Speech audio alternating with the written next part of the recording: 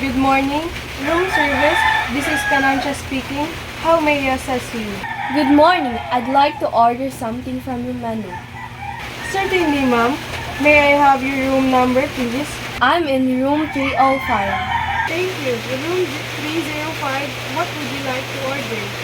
I'll have one chicken club sandwich, a Caesar salad, and a bottle of mineral water. Please.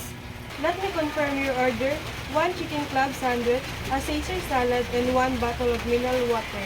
Is that correct? Yes, that's right. Thank you. Your order will be delivered within 20 minutes. Enjoy your morning.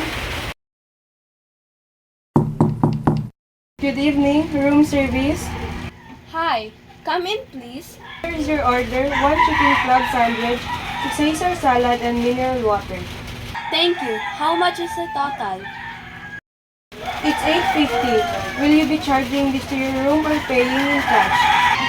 I'll charge it to my room, please. Certainly. Kindly sign here for confirmation.